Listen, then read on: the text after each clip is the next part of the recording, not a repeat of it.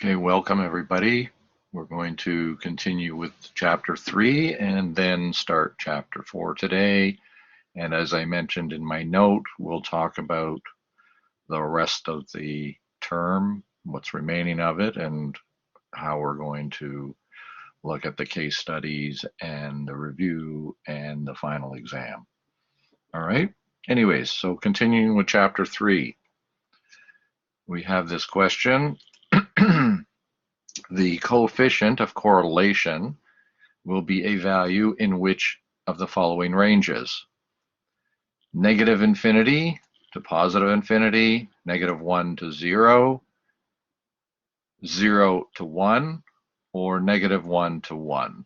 And I will set up the polling.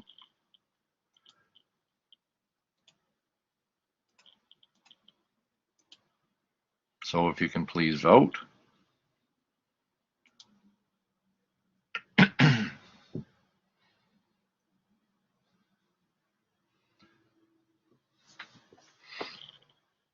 And again, I'll mention, if you're not sure, don't vote.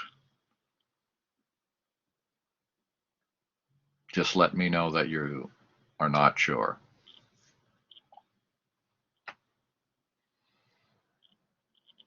Hey, Brissa, John, can you please vote? Hey, Brissa.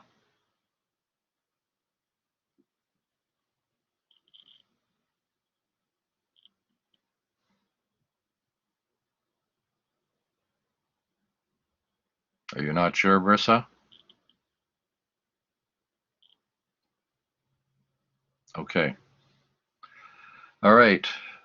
John, why did you say the range for a coefficient of correlation ranges from negative infinity to positive infinity?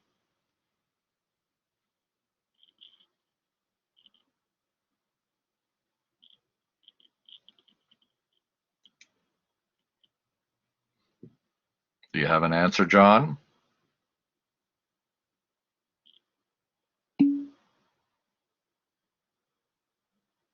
Okay, that's not really a good answer. All right. Do you understand what a correlation is?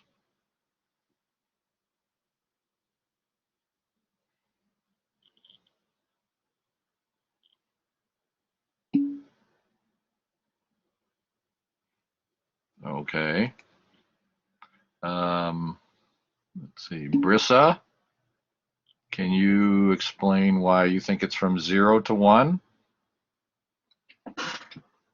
Why you think the coefficient of correlation goes from 0 to 1?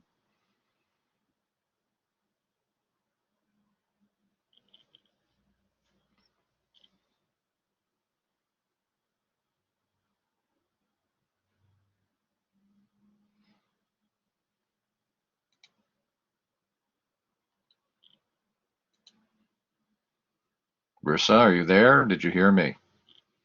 Can you explain your answer?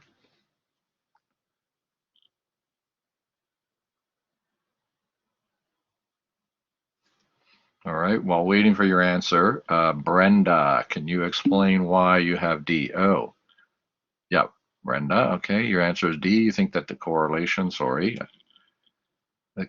lies in between perfect negative and perfect positive correlation.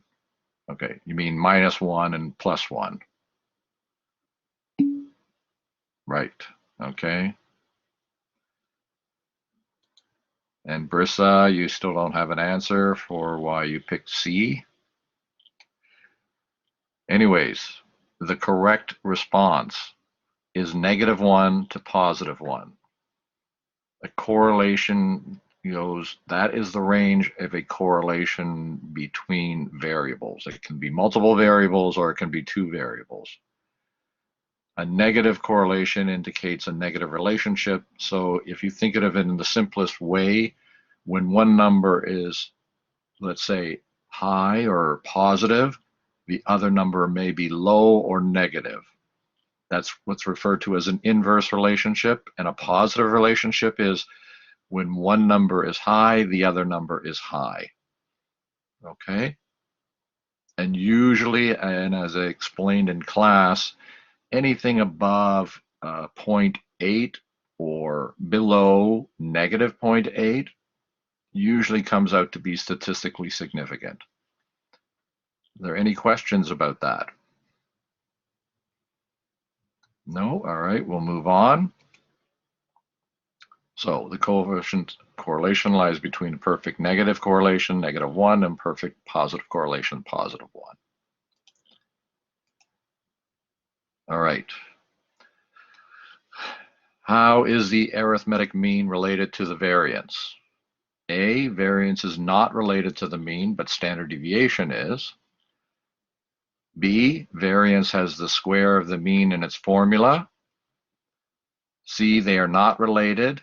One is a measure of central tendency and the other is a measure of variance. And D, variance measures the variability of values about the mean. All right, I will just get the voting up. And if you can vote.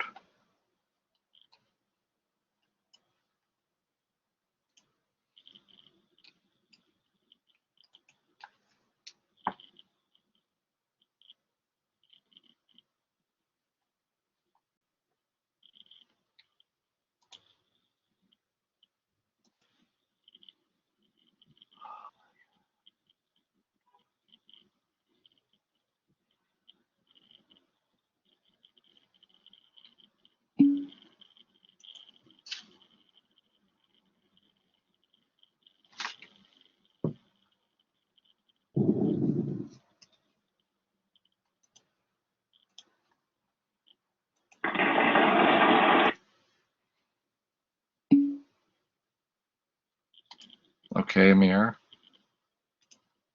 You're not sure. John, you're not sure.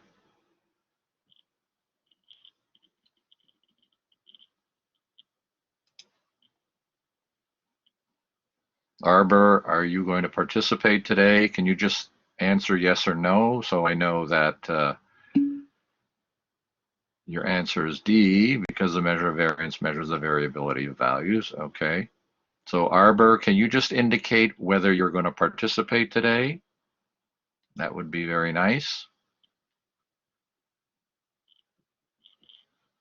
Or you're not responding at all, Arbor?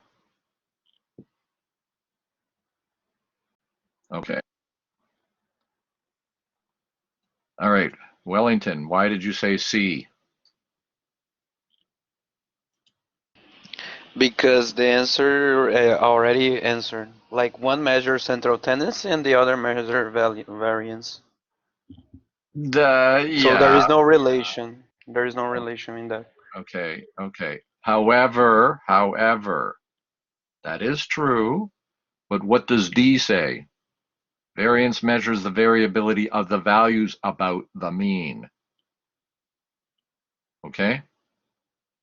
So, and this is where I'm asking people, look at the question carefully. Okay? How is the arithmetic mean related to the variance? The correct answer is D, or 4. Variance measures the variability of values about the mean. You are correct. They are not related. Okay? Well, like there But is wait, two answers, right? wait. The question asks about the arithmetic mean and its relationship to the variance. So the variance measures the variability of values around the mean, about the mean. It's Well, like very we are choosing subtle. the best answer or the correct one.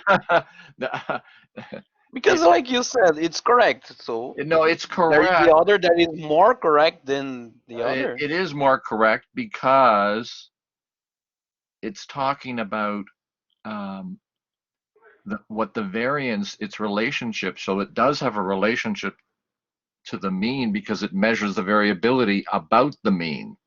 Okay, that's a very subtle, and it might be an English translation of what you perceive it to actually mean. Okay, and I Yeah. understand where you're coming from. So let's put it this way: if this question was on the exam, I would probably give you a partial mark for that.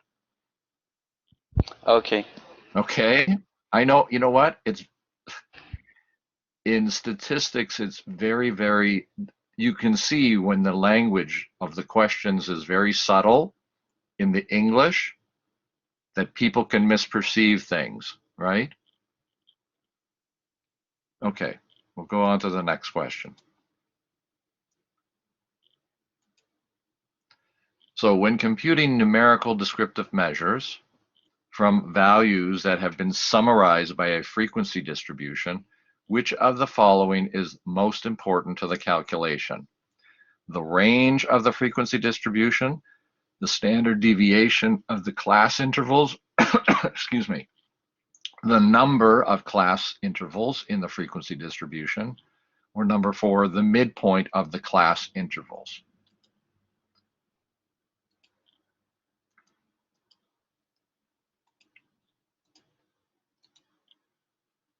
Okay, so if you can vote.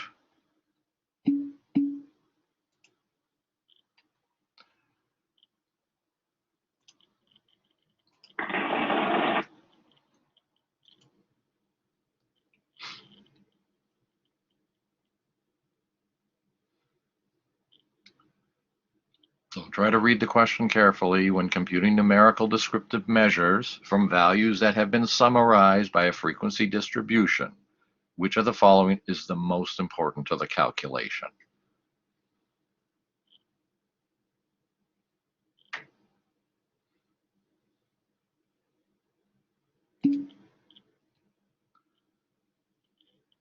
Okay, no, that's fine, Brenda. I'll go through it when. So, Arbor, are you participating today or you're not being involved at all? Can you just answer yes or no? And sorry, Amir, did you say you're not sure or you don't know?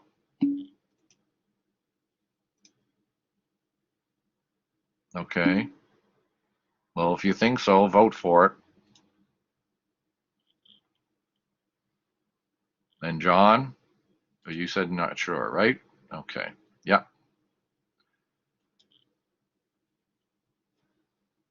All right. So let's go through this. So Amir, you said it's the range of the frequency distribution that is the most important to the calculation of computing numerical descriptive measures. Why do you say that?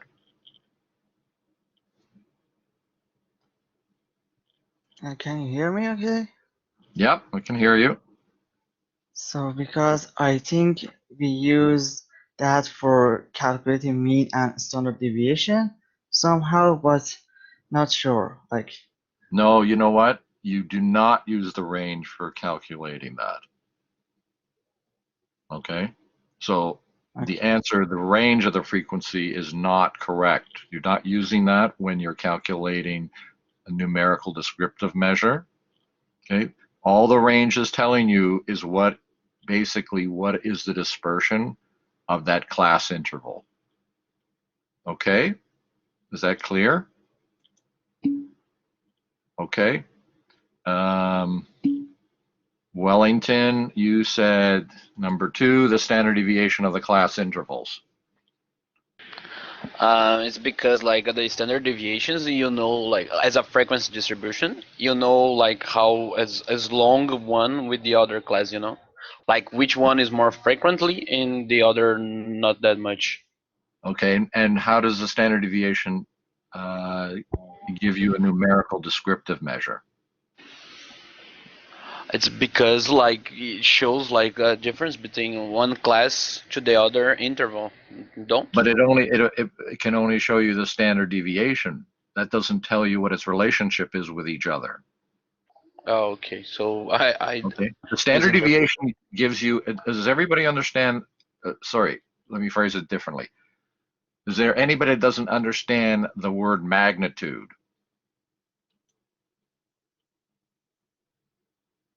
Okay, basically the magnitude is the size. Yes, you can see, oh, one standard deviation is higher than the other, but how does that describe the measure? You see what I'm saying? Or do you understand Yes, what I'm yeah. saying? Yeah, Okay, I get it. okay. And Brenda, can you explain why you picked number 4? Nobody picked number 3.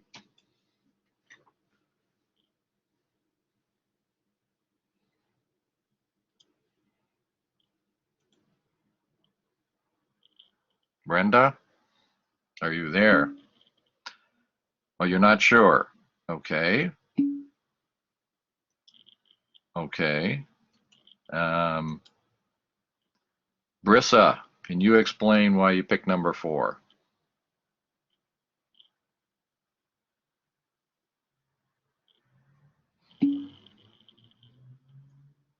So formulas for both the mean and standard deviation when, nope, sorry.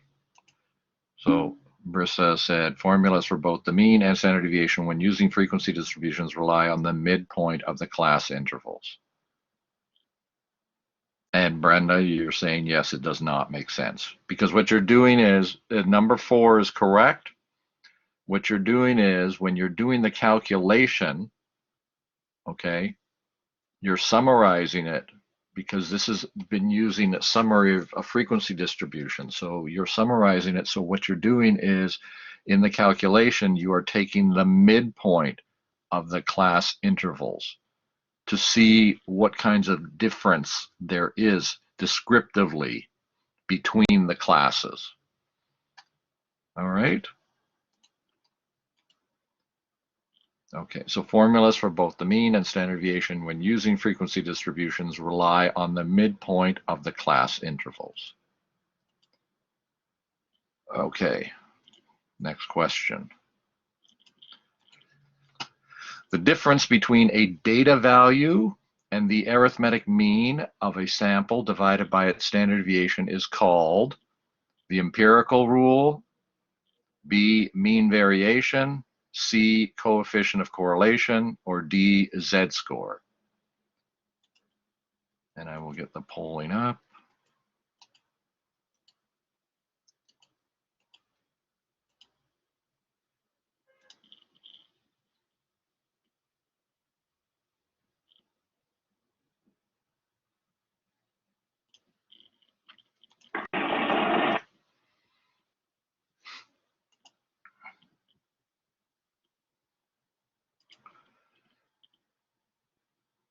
Okay, Brenda and Amir.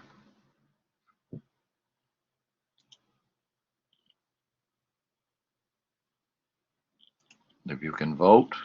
Okay, Brenda, Amir, if you can vote. Okay, well, everybody's correct. That is how you define the z-score. That is how you calculate it. Okay? Very good.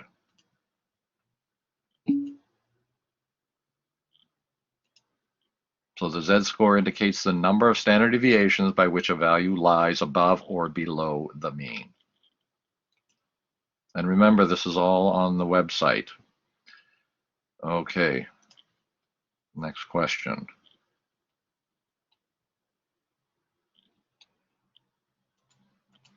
A geometric mean is the geometric center of all of the values depicted on a scatter plot. True or false?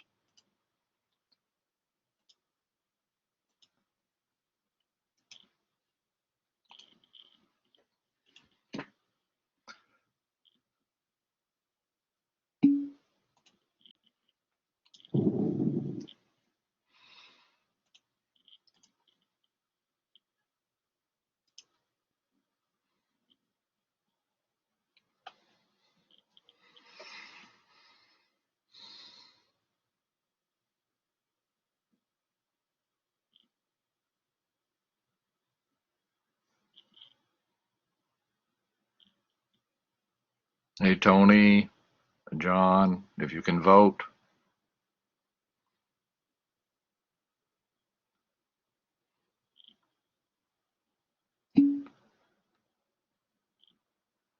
Okay. Oh, sorry, John. Sorry, John.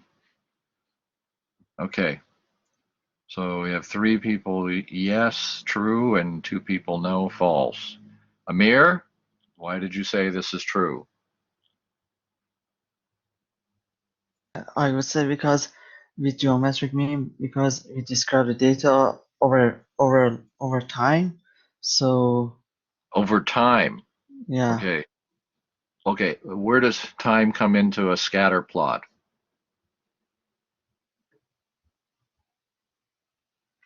What's the relationship between time and a scatter plot? I'm not sure. I don't know. Okay, I'm going to tell you there's no relationship. Okay. Okay. Okay. So yeah, well, a geometric mean is more about um, there's a little bit of weighting going on a geometric mean, but on a scatter plot there is not.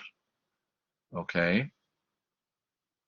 So obviously, if it's not true, then it's false. So that is the correct answer. False is the correct answer. So that's what you said this, right? But it's not talking about that, about time here. All right. So for a highly skewed distribution, the empirical rule approximates that 95% of the values are within 2 standard deviations of the mean. True or false?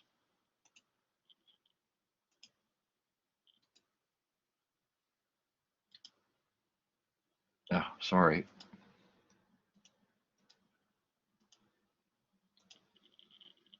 Okay, if you can vote there.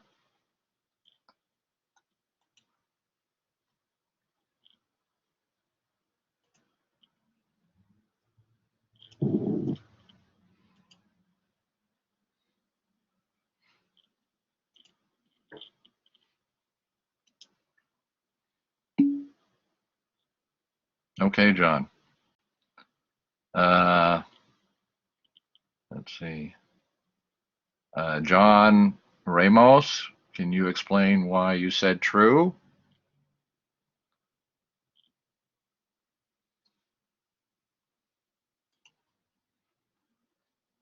You can write it out or you can use your microphone.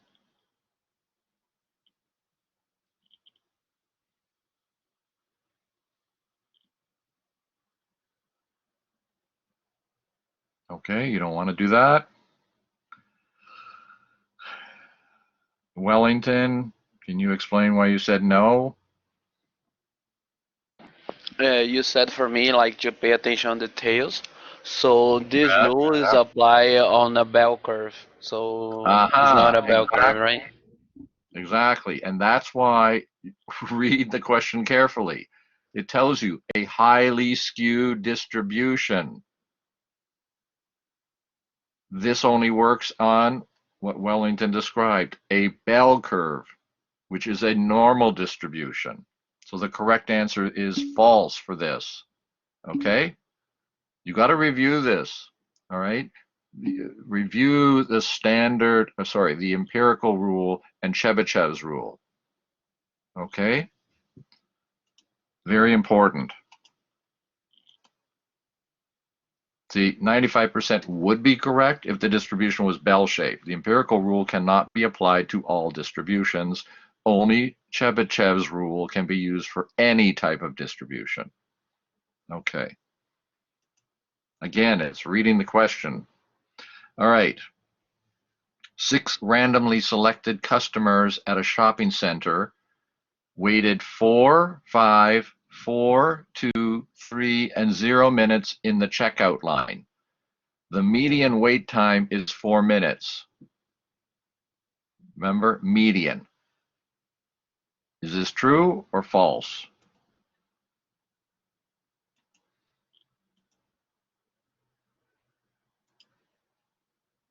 Sorry.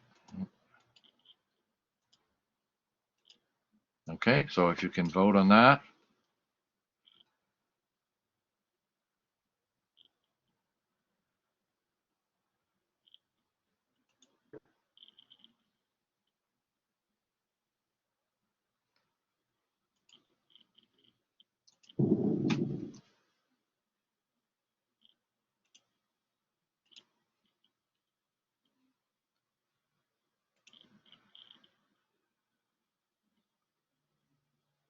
And John Ramos, are you going to vote? Okay, thank you.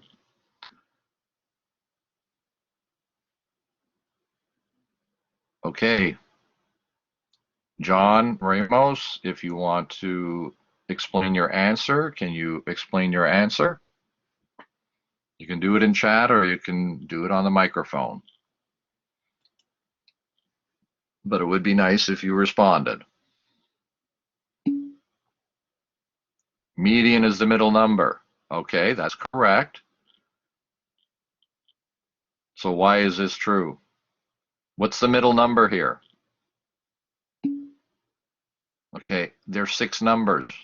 What's the middle of 6?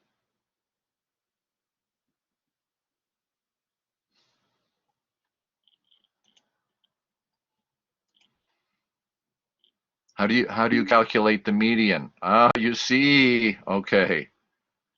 Remember, people, if it's an even number, you have to take the 2 numbers of the middle values. Okay? So the correct answer is here false. All right? So what you're doing is, let me just go to the answer. For an even number of elements in the sample, the median is the average of the 2 middle values. In this problem, 3 plus 4 divided by 2 equals 3.5 minutes. Okay? When it's odd, you can always pick out the middle number.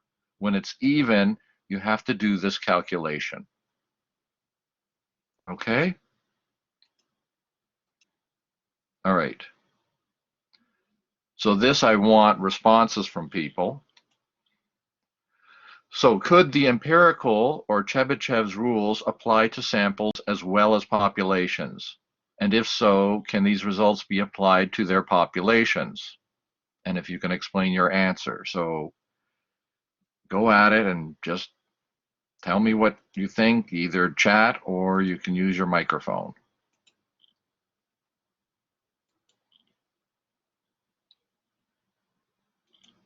So first question. Yeah, sorry. No, go ahead. No. I mean, you can do the first part or you can answer. Sorry, go ahead. Go ahead, No, Wellington. because my answer is a little dumb, but this work. I remember that when you explained this you did with a sample and with a population. So I think it's Okay. applied because I remember some examples of this. Okay. So you're correct. The empirical or Chebyshev's rules can apply to both samples and populations. However, anybody else have anything to say? The bell curve part, like from the empirical, Yeah, and what about the bell curve? like on can apply to both, but need to be a bell-shaped curve to Right? use empirical Okay. rule. So is there any exceptions to this question?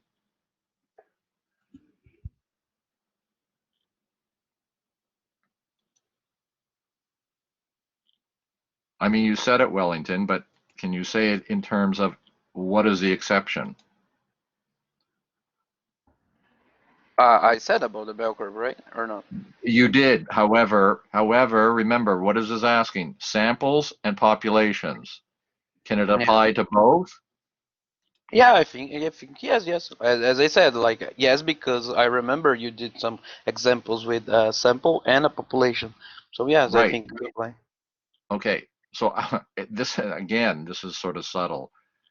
The empirical rule can apply only to sample distributions that are bell-shaped. Okay, you're correct. It's bell-shaped, it applies. Okay, but if it's a sample distribution that is not bell-shaped, it does not apply. Okay, so when you have a question like this, look at, what are all the possibilities. Okay, so empirical with sample and population. Chebyshev with sample and population. What are the conditions where they apply? Does everybody get that? Okay, so you're looking at the question. What are all the possible answers? Is there any questions about that? Okay, so the results of applying the rules to samples can be said to approximate the results that would be found for their populations if the samples are representative of their populations. Okay, that's also important. Okay, next question. Can someone explain, or is anybody else or whatever, explain what a coefficient of correlation value approaching +1 or -1 or 0 implies about the relationship between the two variables? So you can use your microphone or you can type in something.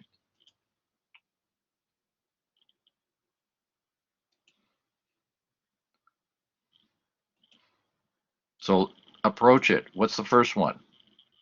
What does a correlation of +1 or value approaching +1 mean? What does that mean?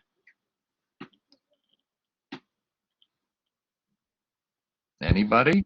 I think you answered these questions I earlier. did answer it. I just want you to repeat it. Please Yeah, repeat when you say like -1, there is no correlation. +1, there is a No, no, correlation. no, no, no, no, no. That's not correct. Let's look at the first one. There is It's no, no, less no, no. correlation. That's okay. Wellington, what of correlation that approaches +1 means what?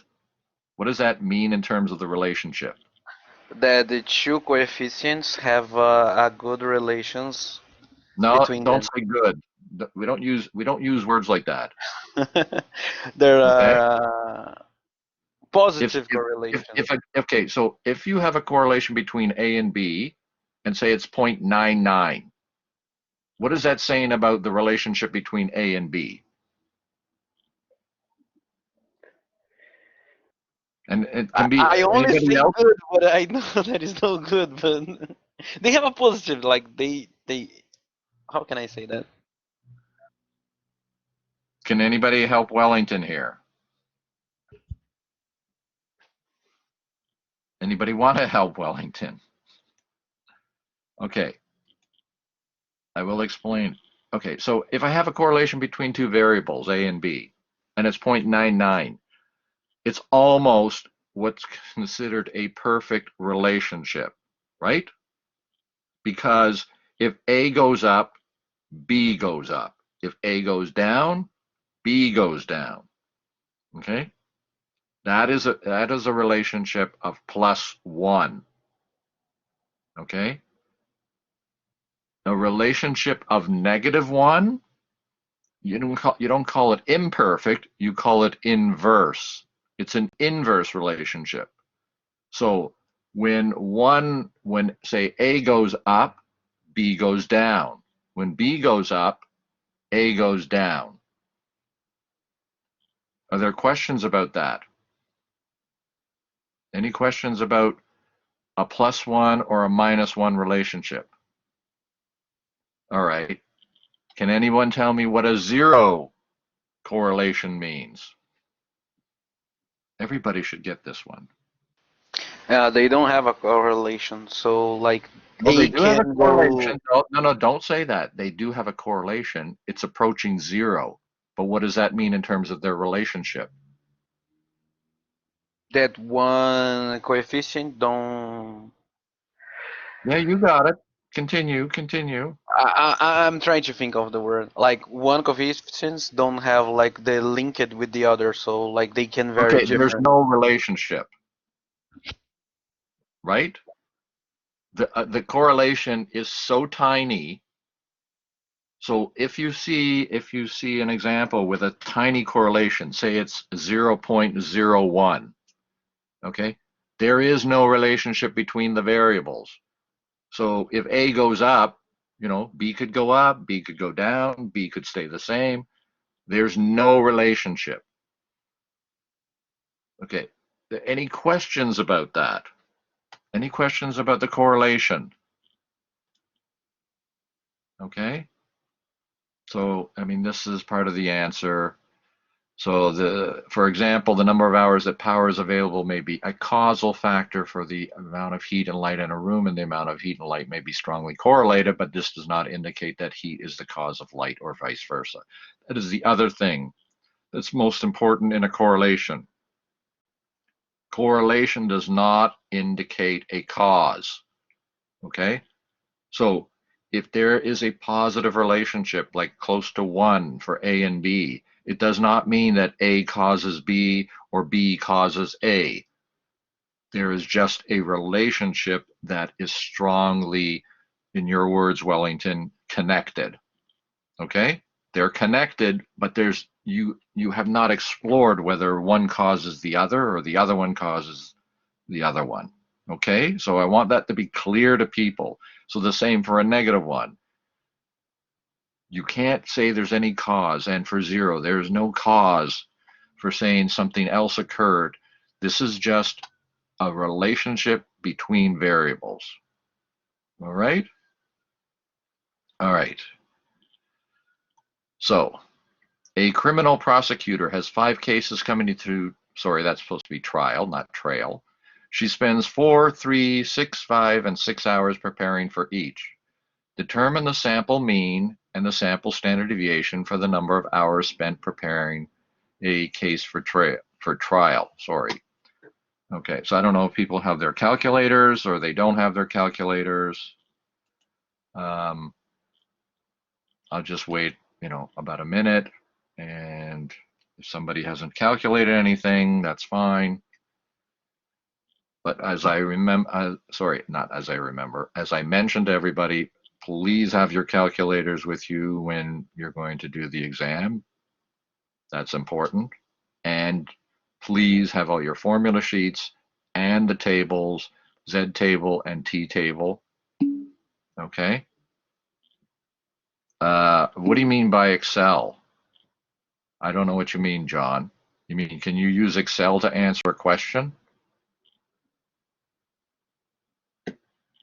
Is that what you mean? Yeah, use it.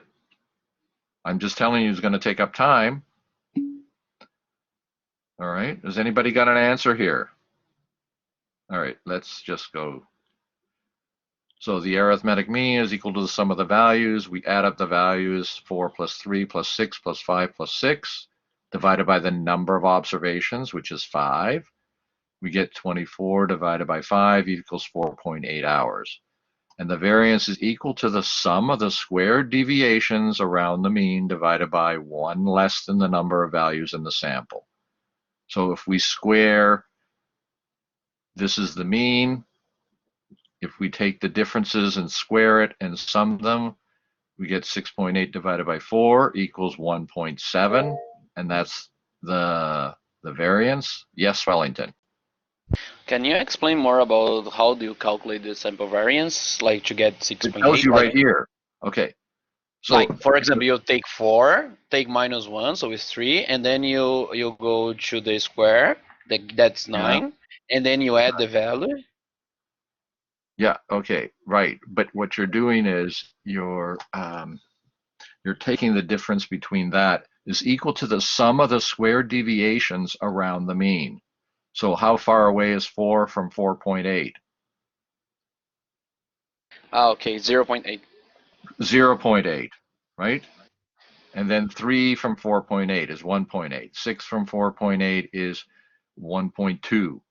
And then you're squaring those. Okay. Okay, divided by less than the total number of observations. In this case, we have 1, 2, 3, 4, 5 total observations. We subtract 1, so we have 4. So we get 6.8. That's the sum of the squared deviations. Divided by 4 equals 1.7. Okay, thank you. Okay, and at the end, since standard deviation is the square root, the sample standard deviation is approximately 1.3. You're taking the square root of 1.7 here. Okay, so just remember where the formulas are. Okay, and I think I labeled them pretty clearly. Any questions about doing this? Okay, and you will have to do some calculations in the final exam. All right, okay. So let me go back there and we will start chapter 4.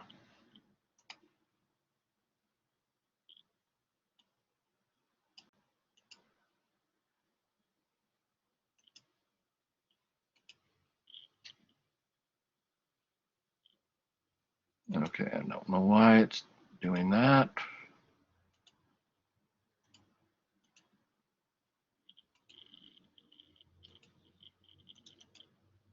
Okay. Oh, that's very big. Oh, that's chapter 3. I don't want chapter 3. Okay, chapter 4.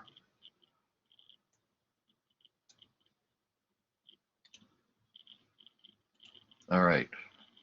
Let me make that a little smaller. Okay. So, getting right into chapter 4, here's a question.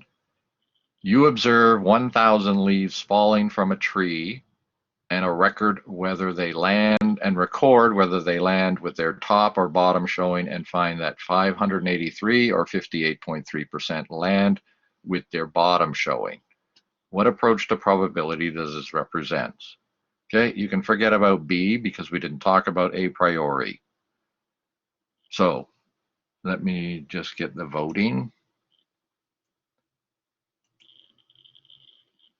And I'm not sure what's going on here.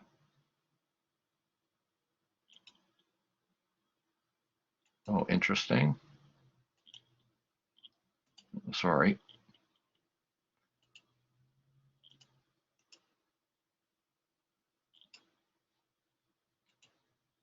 Okay, so if you can vote.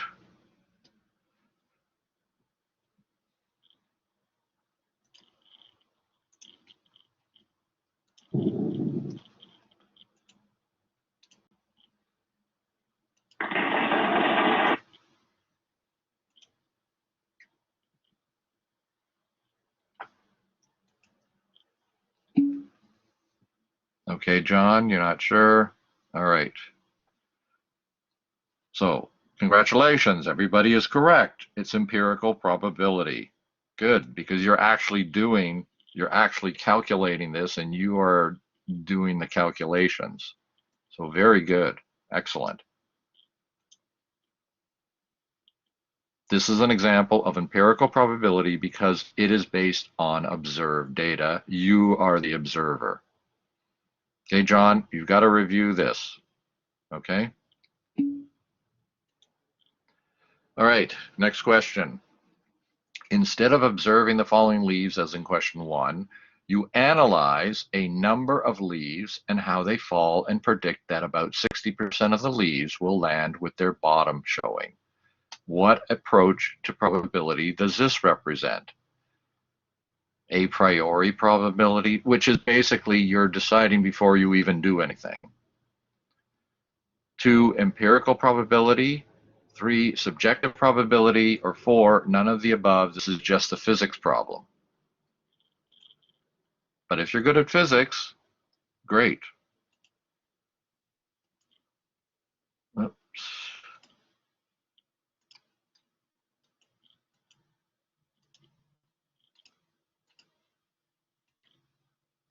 Okay, so if you can vote.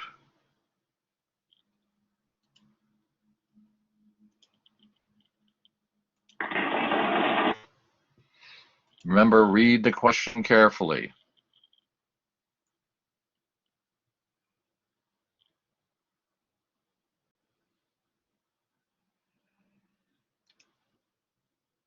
Okay. Again, everybody correct. Oh, probability is not a problem for anybody. All right, excellent. That is the correct answer.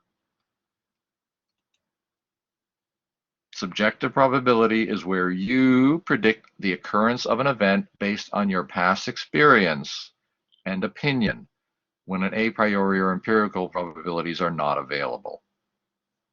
Okay, very good. Everybody, very good. Okay. In the previous questions, if you are trying to determine whether a leaf will fall with its bottom side showing, event A, what is the collection of events that are not A called, including leaves landing with the top showing, leaves landing on their sides, and any other possible outcomes? A, sample space. B, complement of event A. C, joint events. Or D, event B. And let me just get the multiple choice there.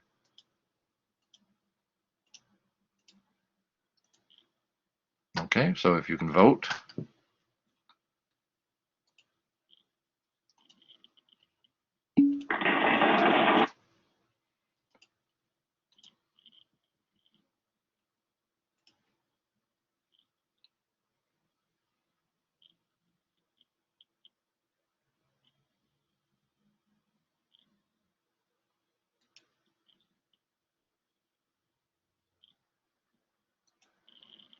Okay, John Tran, and Amir, you can vote.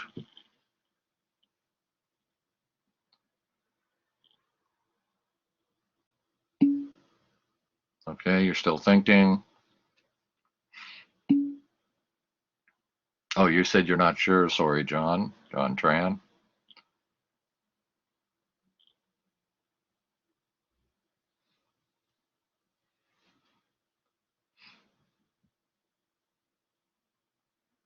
Okay. Okay.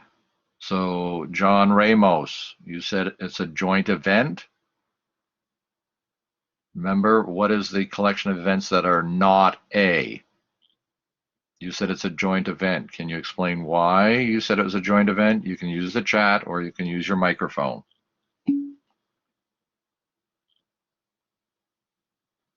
Oh, what does that mean?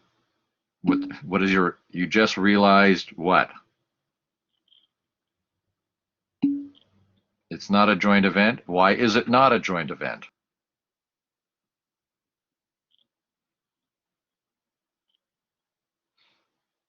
John, why do you say it's not a joint event?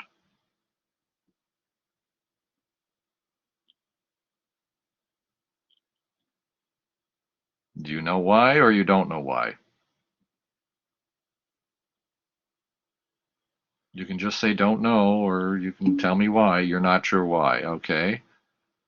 And Brenda, you said it's an event B. Why?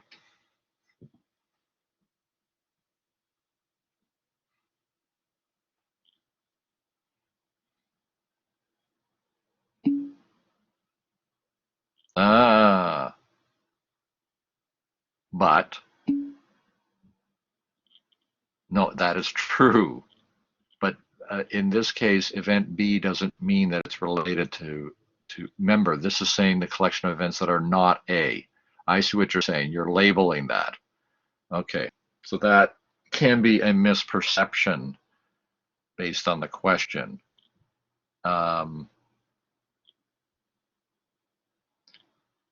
So Amir, why did you say B?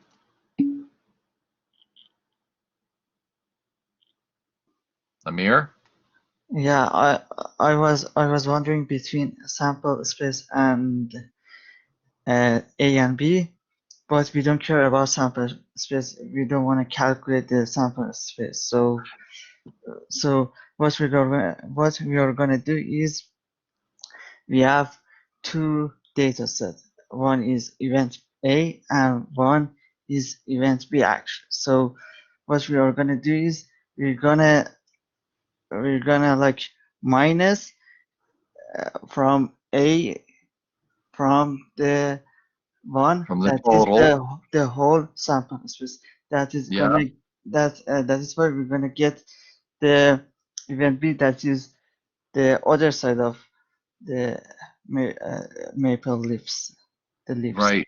Okay, okay. So, um, yeah, Brenda, I just wanted Amir to explain. This is one event. This is not two events. Okay, it either is or it isn't. The leaves fall on the top or the leaves fall on the bottom. So when you have it's one event, you know one side of the event. It's like flipping the coin. They're not two events. You're flipping the coin. There's two possible outcomes. It's either A or not A, which is referred to as the complement of A, because they both have to add up to 100%. Okay, are there any questions about that? Okay, everybody good with that? All right. Okay. The general addition rule is used to determine the probability of either event A or event B occurring and states that the probability of A or B is equal to P of A, the probability of A, plus the probability of B minus the probability of P, A, and B. So why is the probability of A and B subtracted? The probability of A and B has been counted twice through P of A, sorry, the probability of A and the probability of B. You do not have to subtract the probability of A and B if A and B are statistically independent. Or 3, there is no explanation other than it's just a part of the theory. And number 4, this rule determines the probability of event A or B occurring, not A and B. So this factor is subtracted. Okay. So as I said, you should read it carefully.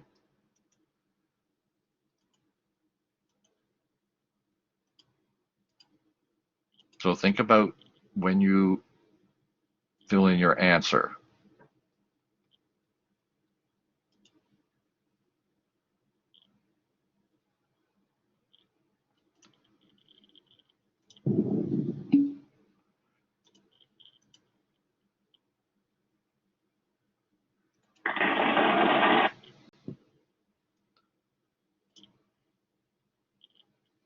Okay. John Ramos and Tony, and you vote.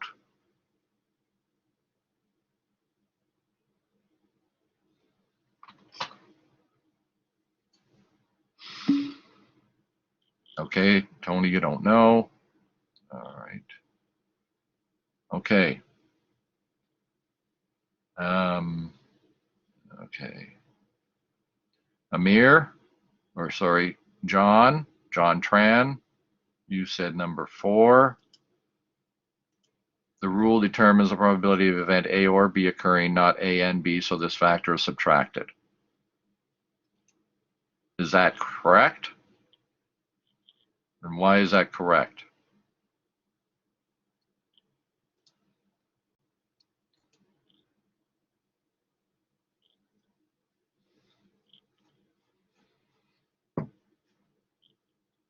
Amir, you said number 4 as well. Why did you say number 4?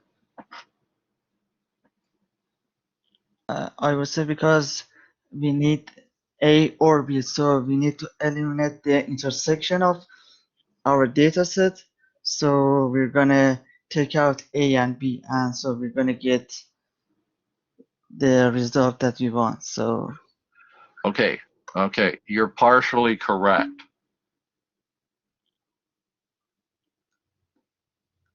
It's not, you're determining the probability of event A or B, not A and B. But the real reason is when you do the initial, okay, when you do the initial one, the probability of A and B has been counted twice through the probability of A and the probability of B. Okay, up here you have P of A plus P of B. Okay, you have to take out that information, and that's where you get minus the probability of A and B. Yes, you're not measuring A and B, but that's not the full reason why it's subtracted. The correct reason is that it's been counted twice. Do you see that? Okay, great. Okay. Everybody else? Great. Okay. Which of the following is not a valid probability value? 0, 11 over 13, 4 over 3, or 0.57? And let me just get it ready. So look at it carefully. Don't rush.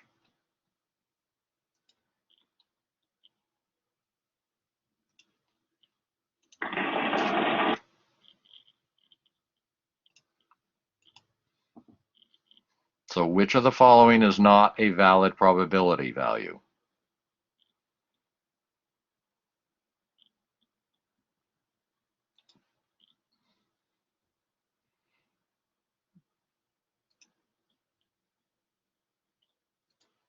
Okay, so John Isaac Ramos and Noah, if you can vote.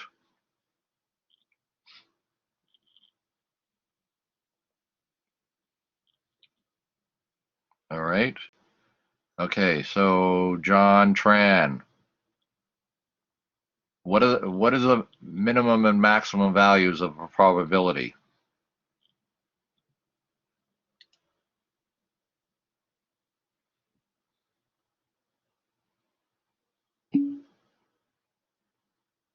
That's not correct. 0 is not correct.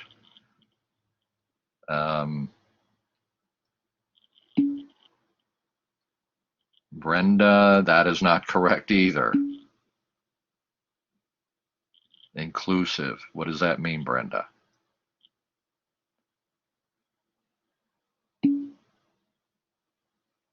Wellington says, why? Why what?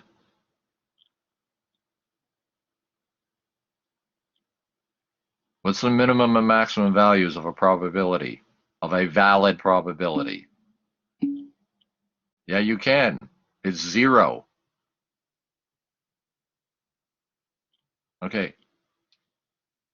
Look at what, okay, 4 over 3.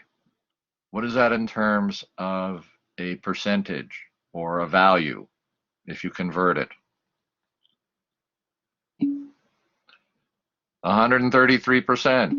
Okay. 1.33. And what are the ranges of probability? 0 to 100. Okay. So answer, I was incorrect. It was not minus, sorry, it wasn't minus 1 to 1. It's from 0 to 100%. I apologize. So C is over 100%. You cannot have a probability of over 100%. Okay?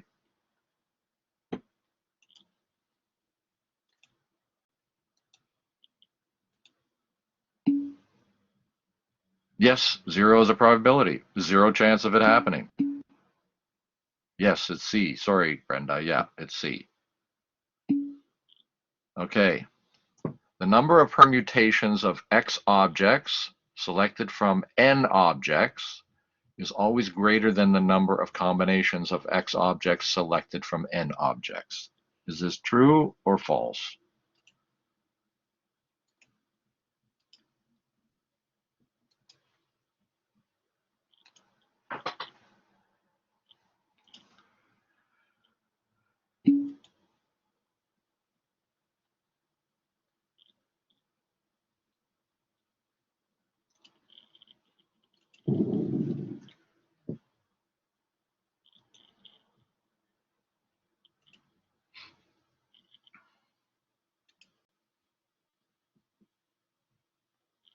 And permutations is how many different combinations can you have? That's what the number of permutations have. The total number of, you know, different probabilities that you can have.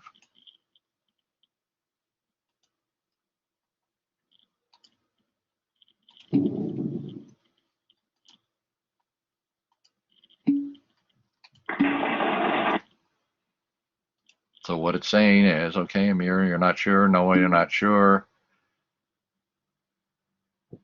Okay, so the number of permutations of X objects selected from N objects is always greater than the number of combinations of X objects selected from N objects.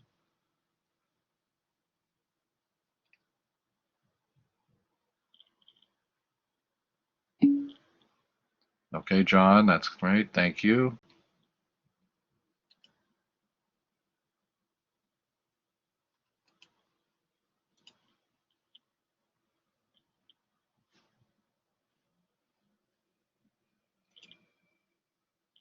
Okay.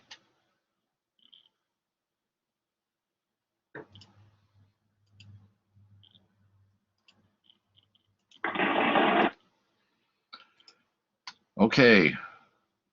So Brenda, can you explain why you said true?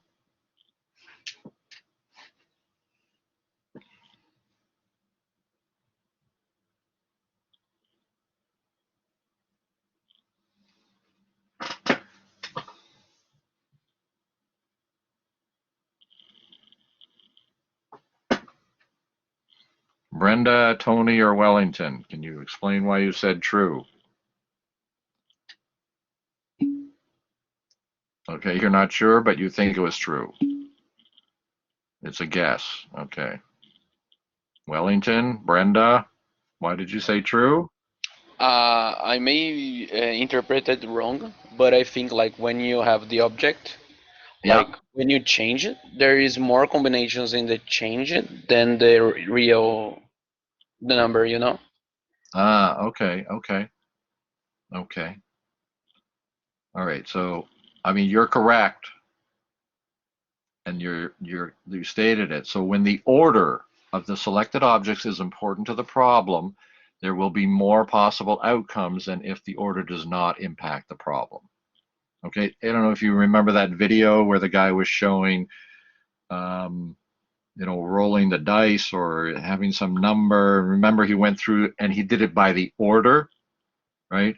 He did like 1, 2, 1, 3. If you're rolling the dice, 1, 4, 1, 5, 1, 6, 2, 3, 2, 4. If people remember that video. So you're going to, exactly, you're going to have more possible outcomes than if the order does not impact the problem. All right. Okay.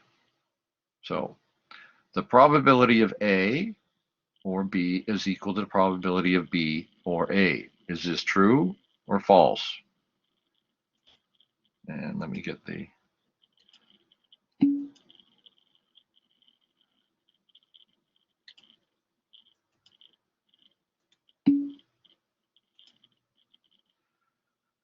oh dear.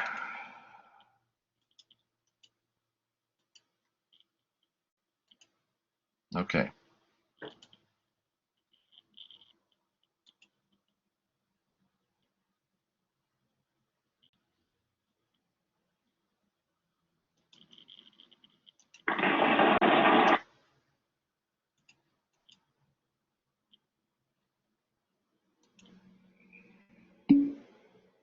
Okay. Brenda, that's fine.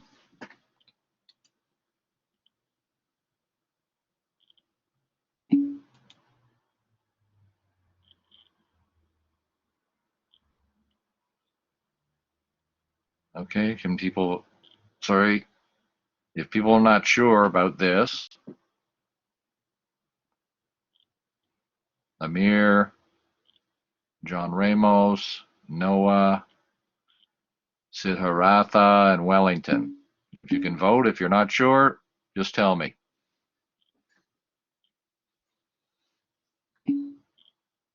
Okay. But you know it's true. Okay. From the slides. Yeah. Okay.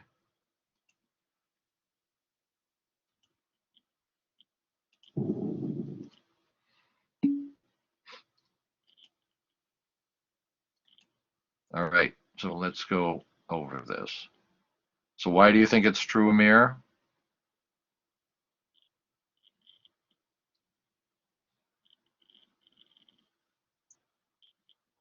Is this an equal statement? Probability of A or B is equal to probability of B or A. Or sorry, A then B, B then A. You're not sure? Okay. Probability, I know, is not the easiest thing to understand. Okay, but you should always remember probability can only go from 0 to 1. Okay? So if you know 1 and there's 2 probabilities, you're usually going to pick it up. So in this particular question, The correct answer is false. Okay, the events cannot be reversed around the conditional probability. Brenda, what do you mean by can you reverse the condition? Oh, so you just answered your own question. Okay. So the events cannot be reversed around conditional because that is, just go back, this is a conditional probability. Okay, P, A, or B equals P, B, or A. That's not correct. Okay, it's not like the associative, what property is it called in math? I'm trying to remember when you're doing the operations, the transitive property. But they are not equal to each other. So in this case, the answer is false.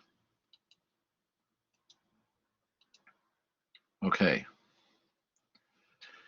If events X and Y are independent, then they are also mutually exclusive. True or false?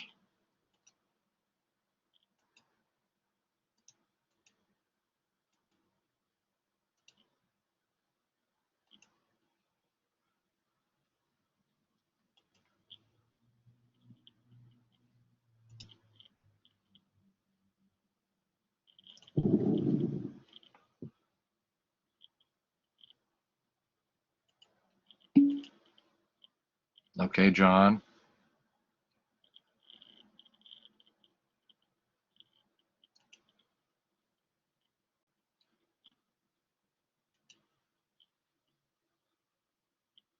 Okay, Siddhartha and Tony, if you can vote.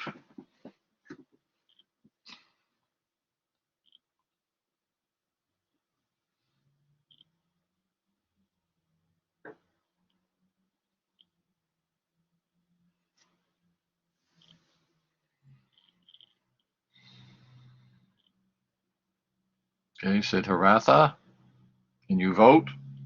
So remember, if you're not sure, just tell me.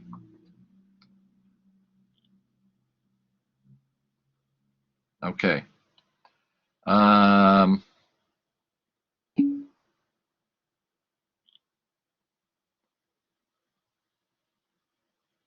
Okay, Brenda, we'll take that up right after. Um, Amir, you said yes. Why do you say it's yes? I would say because if they are independent, they don't have an intersection either. So So then why are they mutually exclusive? What is the meaning of mutually exclusive? they are separated, Sorry, what does mutually exclusive mean?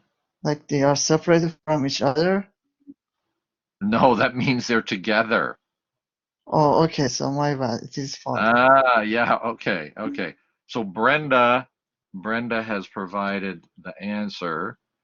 It's false because independent variables, meaning each event is not affected by any other events, while mutually exclusive means you can't get both events at the same time. It's either one or the other, but not both. Okay? So what I'm going to say is review those. So independence and mutually exclusive are separate concepts. They are not linked together. Okay? Like these are important concepts you have to understand about probability. All right. The general addition rule states that the probability of either event X or event Y occurring is the sum of the probability of X with the probability of Y. Is this true or false?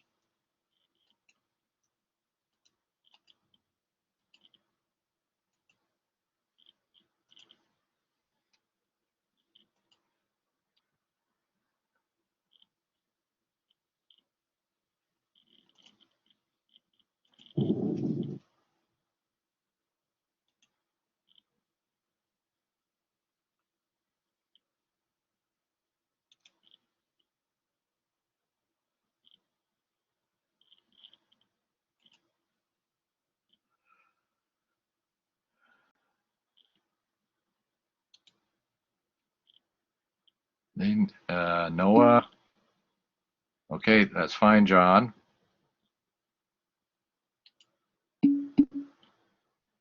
Okay, no, you're not sure.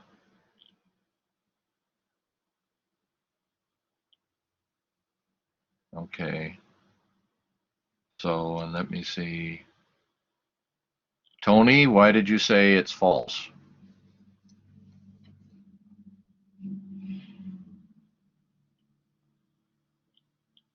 Tony and or Wellington. It's because like we need to subtract the probability of x and probability of y because it's counted twice, so it's false. Ah, okay. Is that what the general addition rule says? I think so. I remember like the other Okay, one that like with the circles. If you count like one circle and the other right, right, along, right, right, but when you sum, you need to subtract. right. Okay, although Brenda has provided in the chat the answer, the correct answer is false because independent variables meaning each event is not affected. Oh, sorry, that was the last question. So Brenda said true because there is an or, which indicates the addition of probability of an event. Okay. My suggestion is to look at this again, look at the logic of doing the probability with addition, with the complement rule. Okay. You may be getting mixed up with using the symbols. So the probability of x or y is equal to the probability of x plus the probability of y. And yes, Wellington, you are correct. You have to subtract the complement, which is p, x, and y, which meant that the question was false. Okay. I know probability is not the easiest. And so you have to like review it, review the lesson, review the videos. Okay, next one. If the probability of A is equal to 0.3 and the probability of the probability of B is equal to 0.2 and events A and B are statistically independent, then the probability of A and B is equal to 0.06. Is this true or is this false?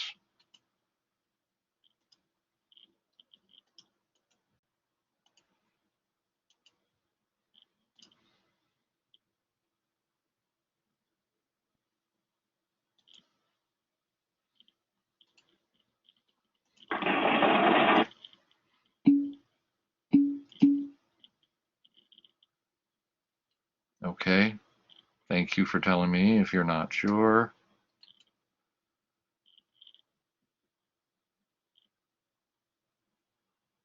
Noah, Amir,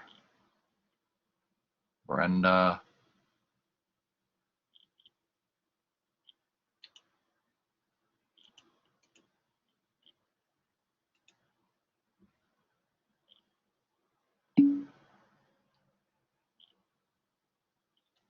Okay, Brenda. Okay, that's fine, Amir.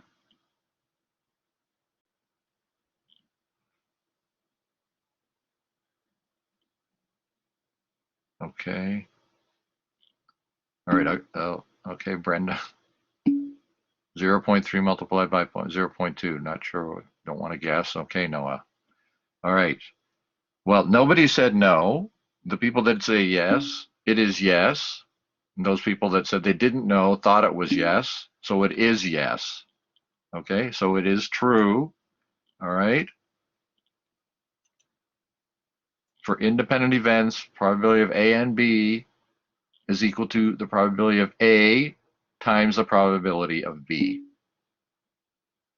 That's correct, Siddhartha. You just multiply them because they are independent events.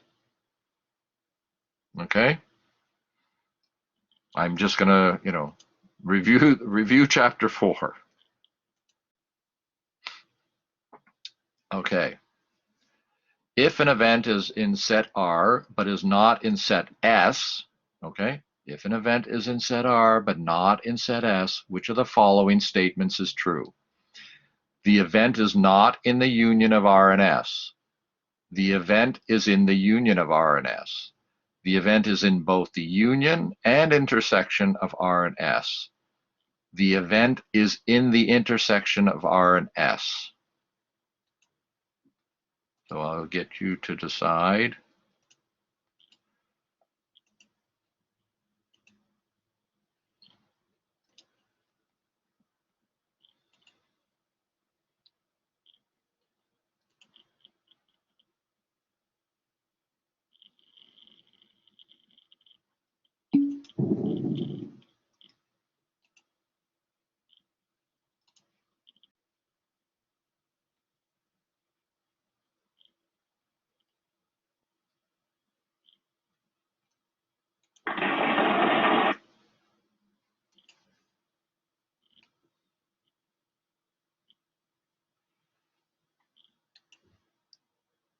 Okay, so please tell me if you're not sure.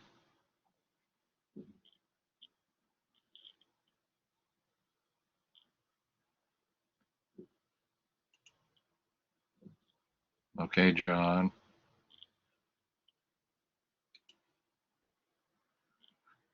John Ramos,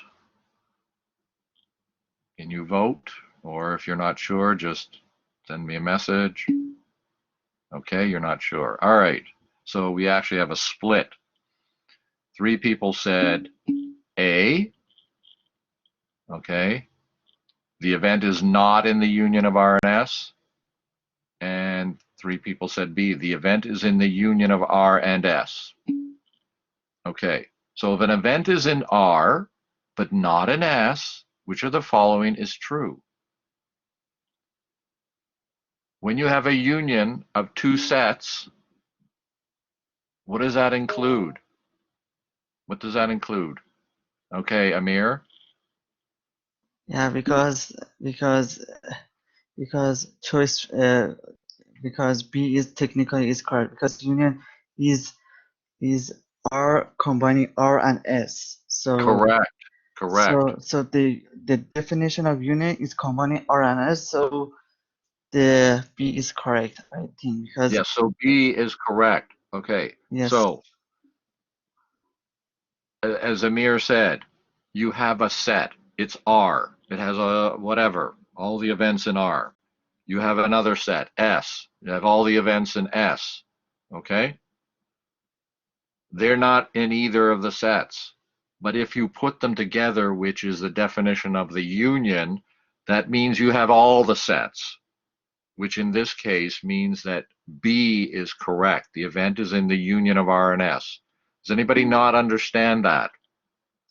Okay, this is not an intersection, which means you're taking values that are in R, and there's some values in S, and they intersect because they're in both of them.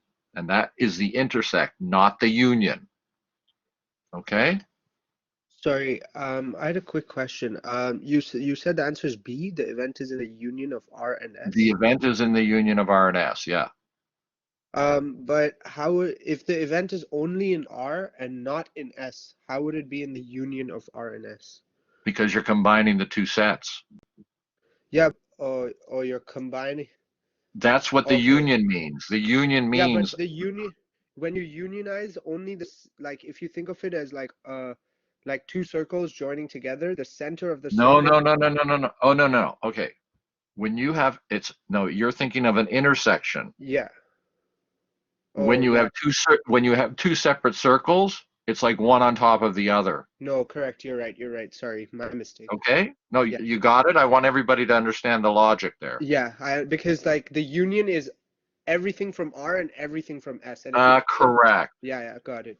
And the intersection is only what's in R And not and in what S. is in S. Yeah, got it. So it's like when you have 2 circles and there's a little part in the middle, that's That's the the intersection. intersection. Okay? Perfect. Thank you so much. Okay.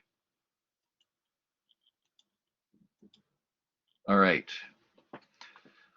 An investment advisor currently maintains a list of 15 recommended stocks. If a particular client would like to invest in 5 stocks, how many possible portfolios exist? So this is where you have your permutation. So if you don't have a calculator, just say you don't know, okay? But we'll have the polling anyways.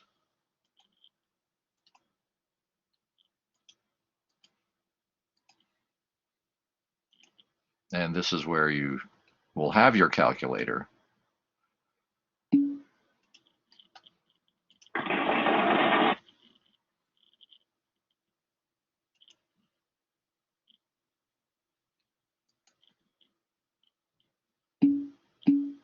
Okay. If you don't have a calculator, that's fine.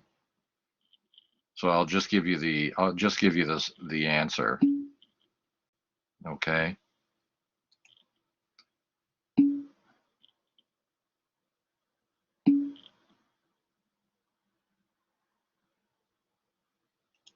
Okay, the correct answer is 1, 3003.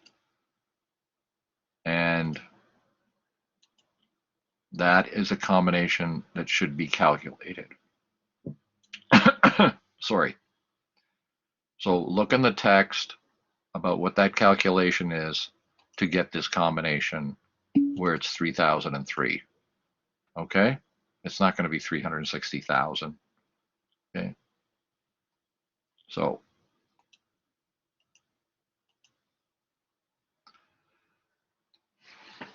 okay, so this is a similar one. If people don't have a calculator with them, we'll just go over the question quickly. A group of 7 MBA students has formed a team for a business competition.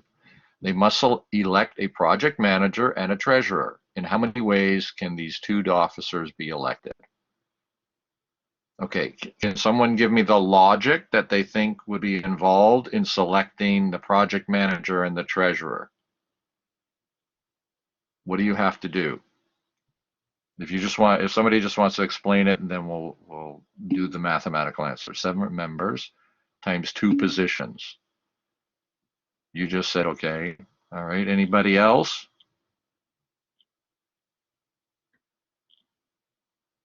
And Siddhartha, you answered. Okay. Anybody else have an idea about how many ways can, or how many different project managers and treasurers can you have? Okay. What are the methods? How many methods can you have?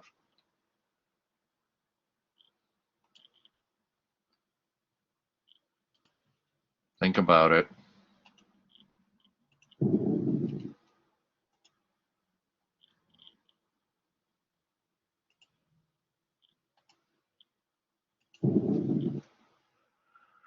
Oh dear.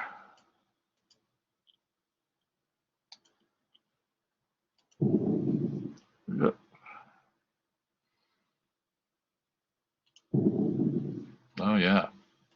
Sorry about that, everybody.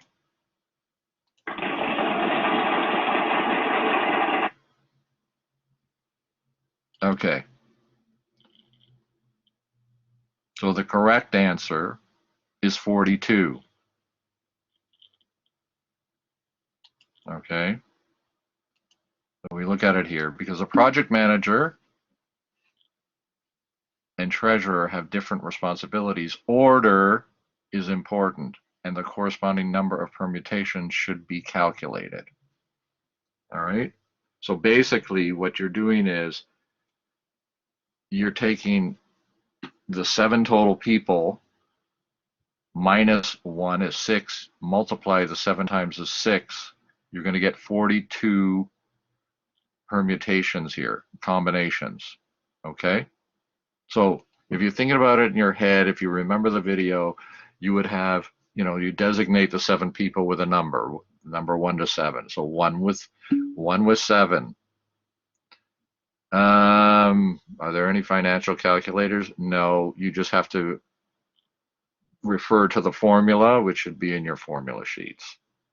Okay? All right. So basically you're doing 1 with 7, 1 with 6, 1 with 5, and so on. through all the permutations to get there. Okay? All right. Again, this is a calculator one. The table below provides information about the students in an accounting class. So we have what year they're in, junior, senior, other, males and females. You have each number corresponding in the little set and the totals. So you have 29 total juniors, 14 total seniors, 8 total others. We have 24 total males and 27 females, and a total of 51. Obviously, if you don't have a calculator, if a student is selected at random from the class, what is the probability that the student is a male or a senior? Okay, so if somebody can tell me how you would figure that out, don't figure it out, just tell me what you would do. So what is the probability that a student is a male? So this column, okay, and is a male or a senior? 24 over 51. Okay. So 24 male and a senior. That's total males, okay, Siddhartha. That's total males over the total. We're looking for just a male who's a senior. Remember, male or a senior. So what, sorry, I didn't see the other. Let me just look here. So Wellington, you say 24 out of 28? Where did you get 28 from?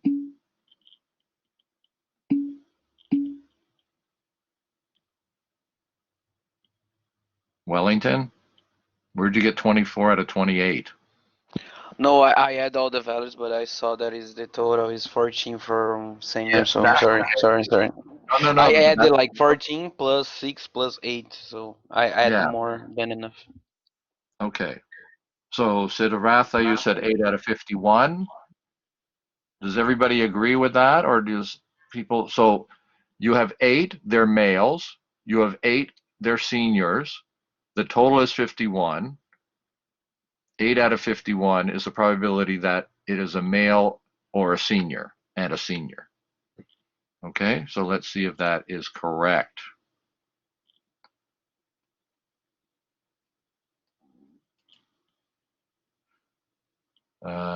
Sorry, I've got to do this because I don't have a calculator in front of me either. Anybody have a calculator? Siddhartha, you think that's wrong? Yeah, I think it's wrong only because the question states that is a male or a senior. So Oh, a male or a yeah, senior. even if it was 11, like even if it was a junior, it's still a male. So True, true. A male or a senior. I would say Okay. 24 out of 51, what I was originally saying. Or a senior? What would a senior be? It says or a senior. So even if I select any out of the 24, Ah, it's okay, either a okay, male or a okay. senior. Right. Okay. So what is, you're saying 24 out of 51? Yeah, that's what I would think. Because Okay. if you So select any out of 24, it's a male or senior. okay, let me just see. I have to like, sorry, my math in my head is not that great. Okay.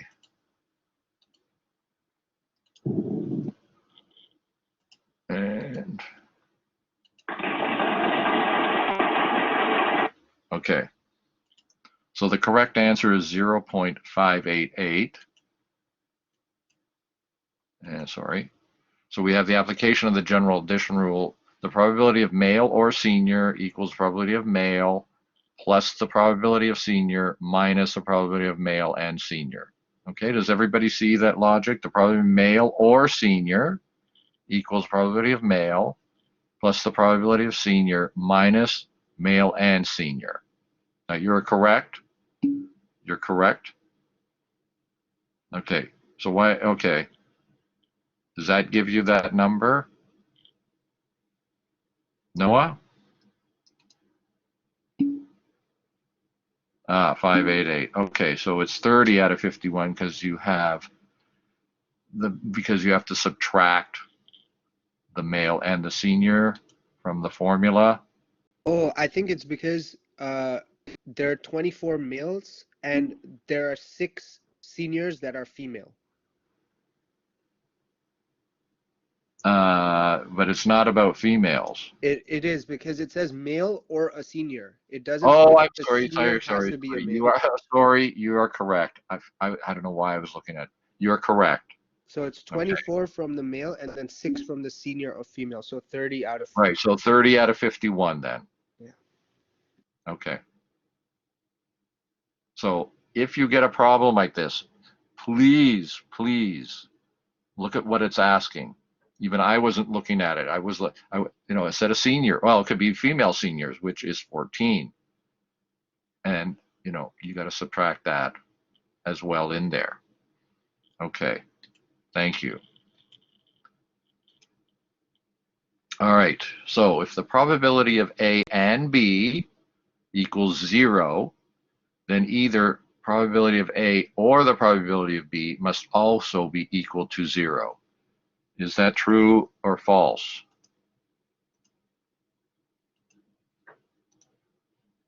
Okay.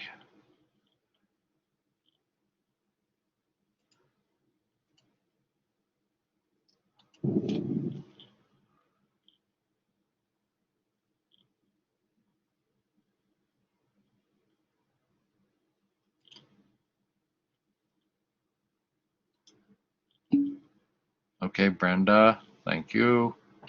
So tell me if you're not sure. All right, Noah. Okay, John, Amir. All right. Okay. And Tony, are you sure or not sure? Oh, you're not sure. Okay. All right. So we had two people vote. One said true and the other one said false. Okay. Siddharatha, you said that's true. Why is it true? I said it's true. I might be mistaken, but I just think that if there are two probabilities, A and B, and if A and B together equals to 0, then if you multiply either or together, one of them has to equal 0 in order for the total to be 0. Okay. If that makes sense. Like Okay. 5 And times 0 is 0, and 0 okay. times, Yeah. And yeah. Wellington, you said false. Why did you say false? Because they can, like if you have a probability of A and B, they can be separate. They cannot be together. So you don't multiply Okay. or do anything. So And what it's does that negative. mean when they're separate? They are independent. No, Yeah. And what else? I forgot. I know there Mutually is something. exclusive. Yeah, this. Yes. Okay. So I've got to just show you. Yeah. Mutually exclusive. Right, Brenda? So the correct answer is it's false. The probability of A and B equals 0 means that the two events are mutually exclusive. Okay? So they don't have anything to do with each other. Therefore, you're going to go 0. All right. So the multiplication rule can be derived from the formula for conditional probability. Is this true or false?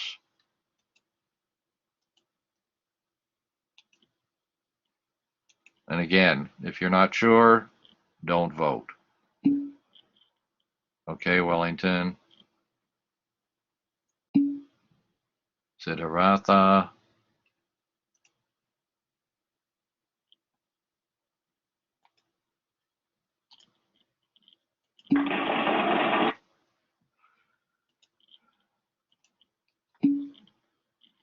Okay, so I'm just gonna say most people are not sure. So for sure, you should review this. Okay. The multiplication rule can be derived from the formula for conditional probability. That is true. Okay. So since the probability of B, then A, equals the probability of A and B divided by the probability of A, then the probability of A and B equals the probability of B, then A, times the probability of A, when multiplying both sides of the conditional probability equation by the probability of A. Okay? So in a way, it's like, if you remember the rules in math about multiplying both sides, okay? Because here you're dividing by the probability of A, and probability of A and B, as opposed to B then A, is equal to probability of B then A multiplied, because you want to get rid of this probability of A when multiplying both sides of the conditional probability equation by, okay, you don't have to know how to do this, but you should know what it means, okay? So you should know that the multiplication rule can be derived from the formula for conditional probability, false, okay? Oh, sorry, I'm sorry, it's true. I'm gonna get mixed up. Yeah, okay, my error, so it's true. Okay. Does anybody remember, did we talk about Venn diagrams? I don't remember. Does anybody remember? Yes, no? I don't remember. Okay, I'm gonna skip that question. Okay. If, in case you want, you can look at this. Since the Venn diagram provides a way to graphically depict events, it can be used to represent all types of events, including ones that are mutually exclusive. We did? Okay, well, there's the answer. I don't remember doing it. All right. In the United States, Social Security numbers are 9 digits long. If the first digit cannot be a 0, Social Security numbers can be constructed for about 344 million people. Okay, is this true or false? And I'm sure everybody's going to guess. I'm not going to do that. So can someone tell me how you would figure out what are all the combinations that you would use to get that answer?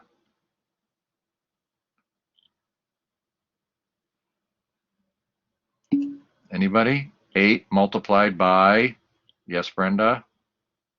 What else?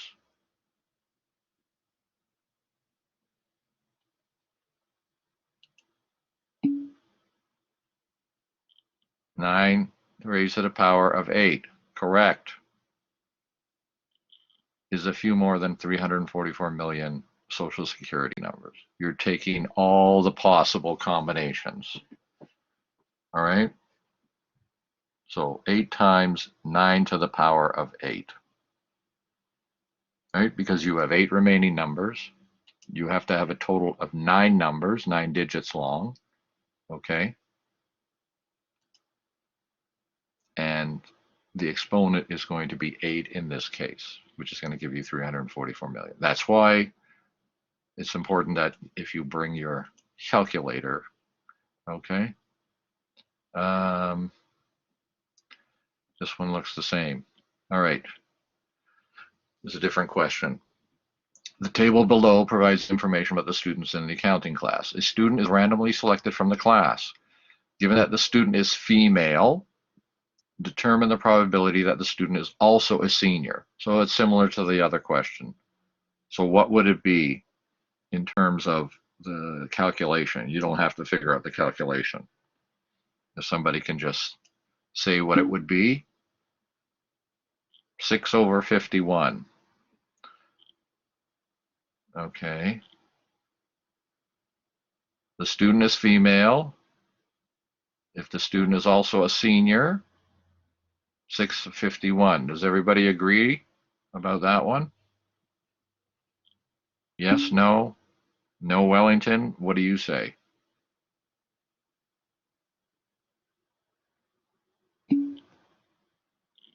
That's what John, oh, sorry, 6 out of 21. Where did you get 21 from?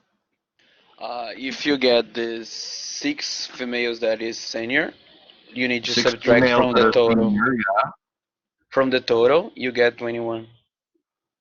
from the Because you are total. counting twice if you add with the 6 females that are senior out of 21. And Siddhartha, you're saying 6 out of 27? Okay. I think it can be like 6 out of 27 too. I'm in doubt now. Okay, 6 out of 27. Okay. So we're only looking at the female students, right?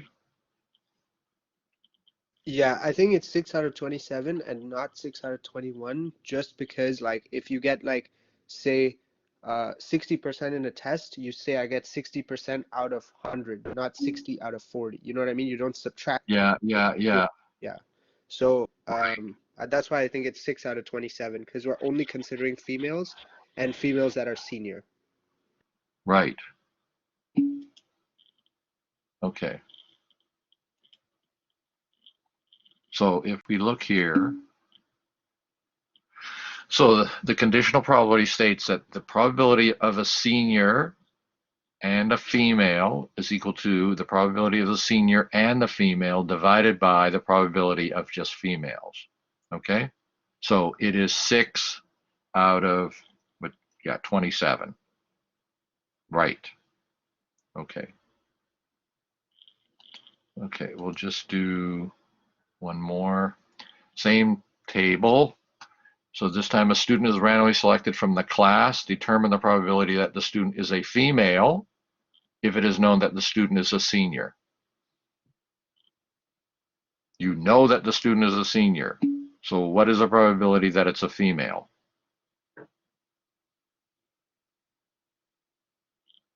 Can I put the last formula? There's the last formula. John, this is on the website.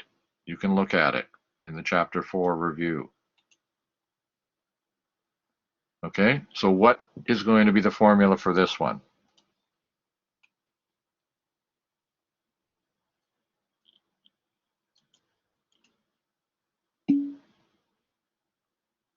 The student is a female if it is known that the student is a senior.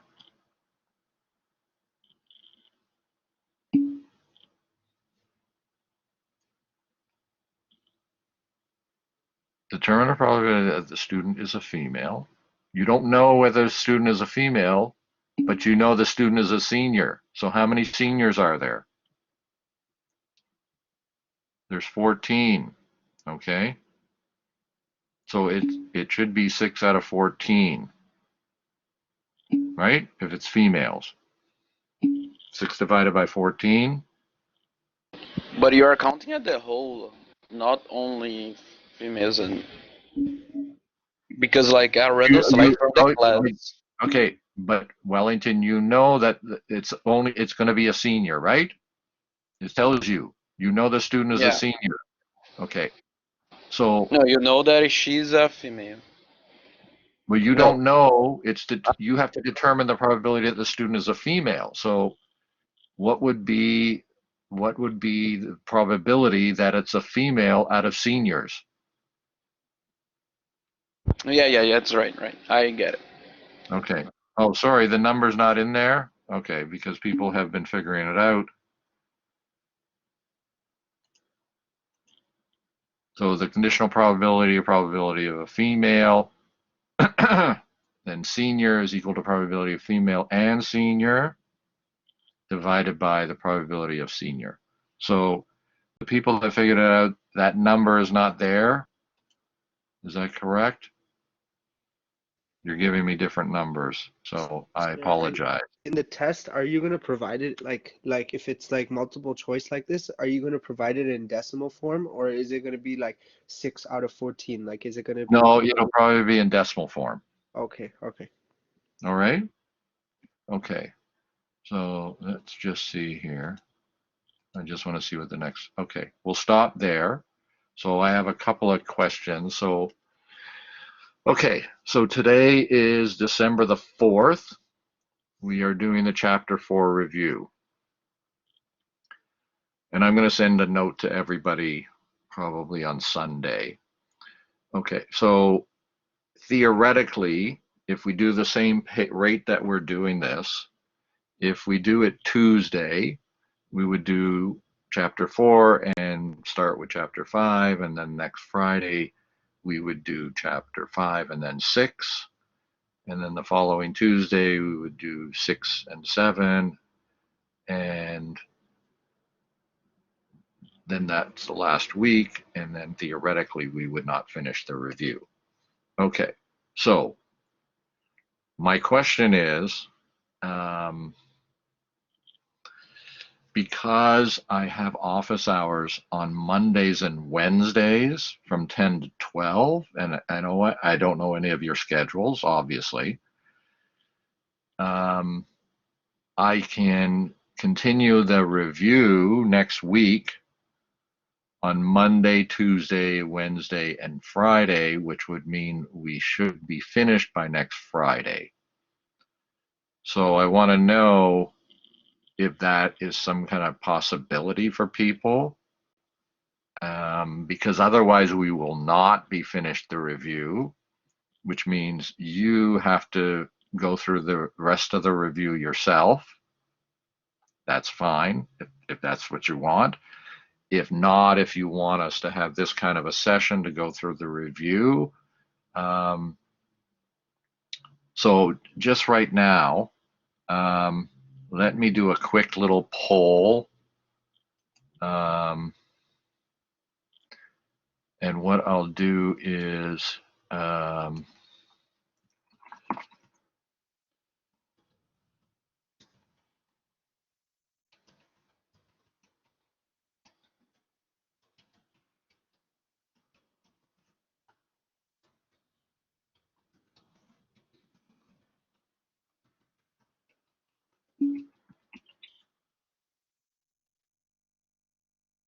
this is from 10 to 12, John.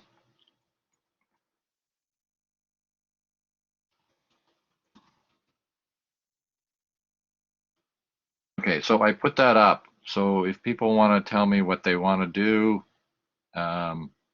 quickly, so I get an idea. And here's the other thing. And I don't think I had mentioned, or maybe I did mention a date for your case study. And I will give you the actual dates on Sunday, is to get me the case study by the class date in the last week. Okay, so I'm not sure what that date would be, because the last day of class is the 18th. And so that would be the 15th, to get me your case study. But please send me the case study if you're complete now or earlier than that date. You don't have to spend that date. Okay, Arbor, you're in this class. Vote, please. Sorry, sir. If you do, so I selected to do the reviews during office hours. Yeah. But I had to, like, if you said you're going to be doing it on Monday, Tuesday, Wednesday, and Friday. Well, okay, so Monday I have office hours from 10 to 12. Yeah, And I have office hours on Wednesday from 10 to 12. got it. And and you said you're going to do it on Friday with class, correct?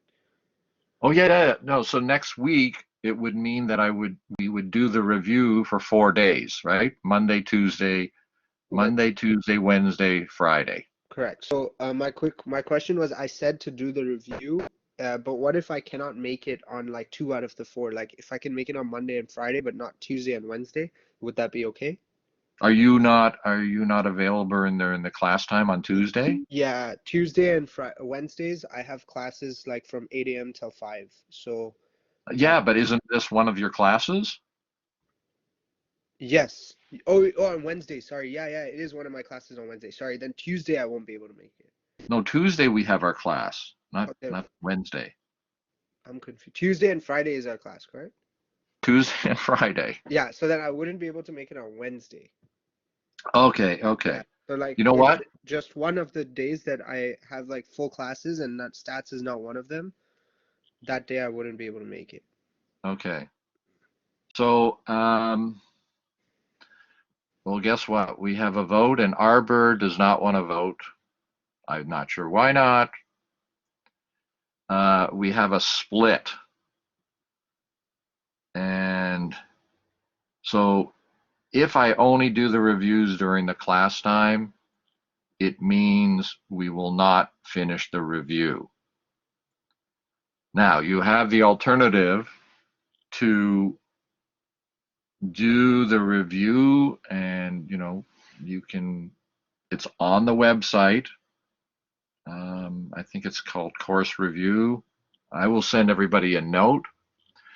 My leaning is towards doing this during the office hours on Monday and Wednesday, because it means we will complete the review. And, I apologize if you can't show up, if it's not meant, but you do have the course review, because we would not finish if I just did during the class. So that's a given. It wouldn't happen. Okay. We just wouldn't finish, which would mean I want to finish. I can't actually, you got a class, you got a class. I can't do anything about that. But in the interim, I think it would be good if we did that. So if you can make it, and I will send out a note, plan to be available from 10 to 12. Yes, John, if you can't make the office hours, that's what I'm saying. You review it on your own. But certainly, if somebody cannot make it and you're having difficulty with one of the concepts, please send me an email. Okay? And I will try to answer your question. But try to be very clear and explicit. What do you mean by late? What do you mean come late? You mean after 12 during the office hours? Or like you coming at 10:30? That's fine, John. That's fine. You can come at 11. Whatever you can do. Okay, so theoretically, we would finish the review next Friday. Okay, and the other thing is, if people know what their exam schedule is, I can try to be a little flexible. Again, I'm going to do the same thing as the chapter test. You'd have, if the exam was on Friday, you would have access from 5 o'clock to 5 o'clock Monday. Okay, I don't know what other instructors are doing, but that way it gives you some flexibility. And if people, I will try to accommodate as many people as possible, but I think 3 days is pretty good to do the exam. Anyways, so if you have any questions or you have any concerns, please send me an email.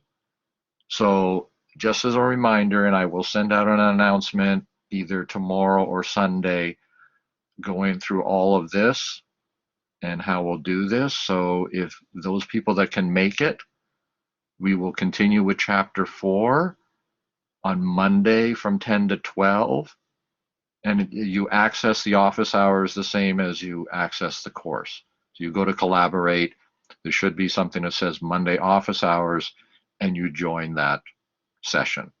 Okay, so any questions right now? No questions? All right. Okay, Amir, what do you want?